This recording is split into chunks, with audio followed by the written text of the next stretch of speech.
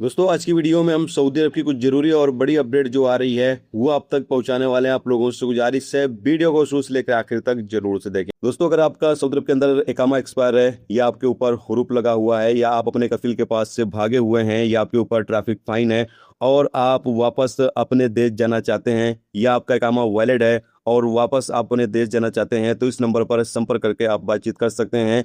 कम से कम प्राइस में आपको वापस आपके देश भेजा जाएगा। सबसे पहली अपडेट दोस्तों यहाँ पर यह है कि सऊदी अरब के अंदर अगर आप तलवार और खजूर का लोगो किसी भी एडवर्टाइजमेंट या किसी तरह कोई प्रचार करने के लिए आप कुछ तैयार कर रहे हैं तो उस पर आप इस लोगो को इस्तेमाल नहीं कर सकते हैं। इसके ऊपर सऊदी गवर्नमेंट ने पाबंदी लगा दी है। सऊदी गवर्नमेंट कहना यह है कि ये सऊदी अरब का एक लोगो है और आप इसका इस्तेमाल कहीं पर भी किसी तरीके का एडवर्टाइजमेंट करने के लिए या प्रचार करने के लिए आप इसका इस्तेमाल नहीं कर सकते हैं और कोई शख्स अगर इस्तेमाल करता है तो उसके खिलाफ कानूनी कार्रवाई की जाएगी। इसके साथ ही दोस्तों को अपडेट यहाँ पर यह है, जैसा कि बहुत सारे दोस्तों के सवाल ये आ रहे हैं कि भाई जो 3 साल वाली पाबंदी है, अगर छुट्टी पर जाते हैं वापस नहीं आते तो क्या अब 3 साल का इंतजार करना पड़ेगा नए वीजे पर सऊदी अरब आने के लिए। तो दोस्तों आपको बता दें कि सऊदी जवाजात की तरफ से ये तो कहा गया है, डोमेस्टिक वर्करों के लिए एक सवाल पूछा गया था जिसमें सऊदी जवाजात ने सवाल का जवाब देते हुए कहा है कि जो डोमेस्टिक वर्कर सऊदी अरबिया से छुट्टी पर जाता है और वापस वो नहीं लौट कर आता उसी वीजे पर तो उसके ऊपर 3 साल की पाबंदी लगा दी जाएगी।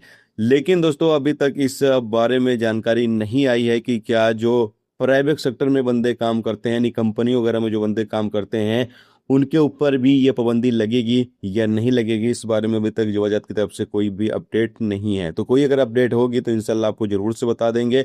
और जैसा कि आप लोगों को याद होगा कि 2025 में सऊदी जवाजात ने खुद ही कहा था कि जो लोग भी छुट्टी पर जाएंगे वो कभी भी छुट्टी एक्सपायर होने के बाद कभी भी नए वीजे पर अगर वो आना चाहें सऊदी अरबिया तो आ सकते हैं। 3 साल वाली जो पाबंदी है वो खत्म की जाती है।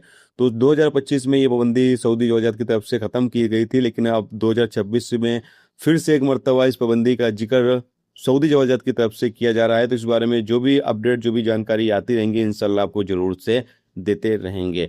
इसके साथ दोस्तों अगली अपडेट यहाँ पर यह है कि काफी ज्यादा अफसोसनाक अपडेट आ रही है कि 15 भारतीय नागरिकों की मौत हो गई। अपडेट के मुताबिक बताया यह गया है कि वियतनाम के मशहूर समुंदर में घूमने गए 32 भारतीय टूरिस्ट की स्पीड बोट डूब गई, जिससे 15 भारतीय नागरिकों की मौत हो गई जबकि 21 लोगों को कड़ी मशक्कत से 21 लोगों को बचा लिया गया है।